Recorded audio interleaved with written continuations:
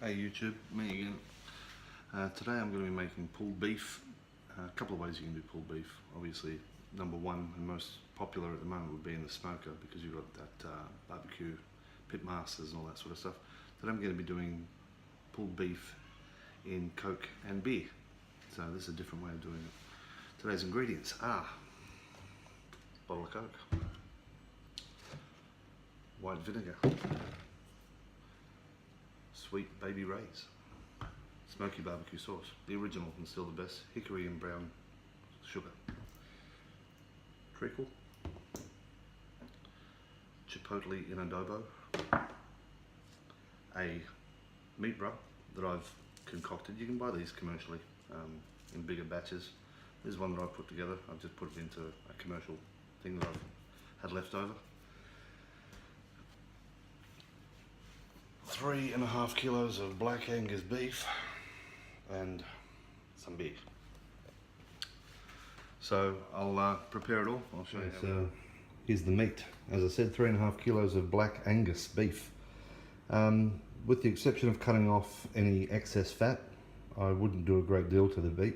Now, unless you have a really large pot in which to cook it in, I'd suggest cutting it in half or quarters, and then we're going to put some rub on it. Right guys, so this part now, I'm going to be adding the rub to the mix. Now this rub contains garlic powder, onion powder, paprika, cayenne pepper, white pepper, black pepper, white sugar, and a little bit of coffee. So apply liberally, don't bother rubbing it in. When it says rub, you don't necessarily have to rub in. Just put it on and wait for the meat to start sweating and it will stick to it. And then what we're going to do, we're going to brown the meat off. And I've done that before on the lamb shanks, so you know about that. So we'll go ahead and do that now. So a little tip for you, when you are putting rub on, put your meat into a container so the rub doesn't go everywhere, and that way you're retaining the excess rub. So as you can see, everything's coated up. Don't be stingy with the rub, get it right in there, make sure it's in all the crevices and nooks and crannies. And then we're going to heat up some oil and we're going to brown the beef on all sides. Alright, so what we want to do here is brown the beef. Again, we don't want to burn it, we don't want to cook it, we just want to brown it. We'll give it a nice colour. And also, what it does, it complements the taste. It enhances the flavour of the meat when it's been cooked. So we're just going to sear it, brown it on each side, and then we're going to put it in the pot. Okay. So next up, right, so as you can see, the meat is browning, and that's what it'll look like once it's browned.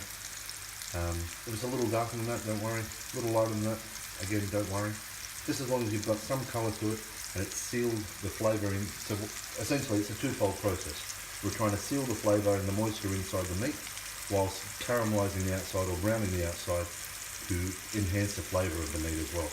So what we're doing there, because it's got the rub on the outside. Some of the rub will burn because of the sugar, obviously.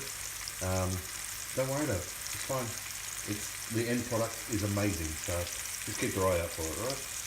Okay guys, to each of these pots I have added 2 cups of Coke,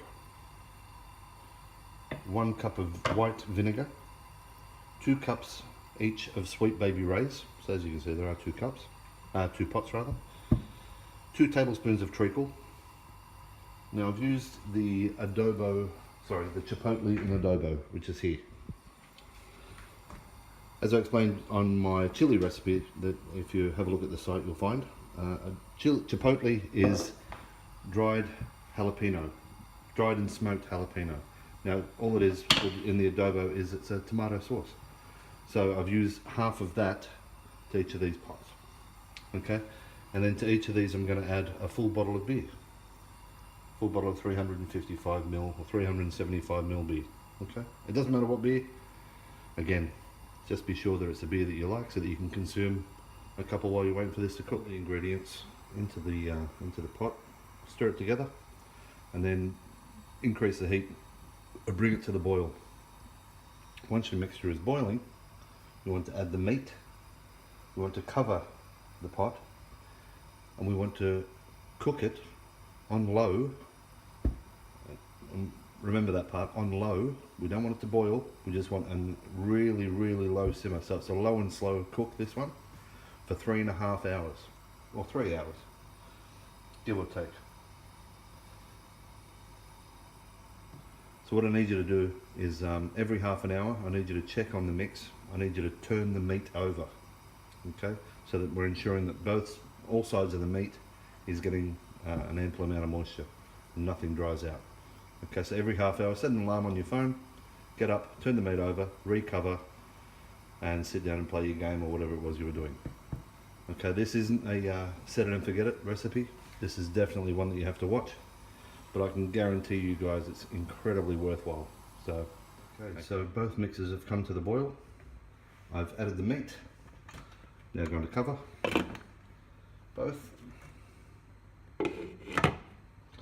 I'm going to set a timer for half an hour. I'm going to come back up. I'm going to turn the meat.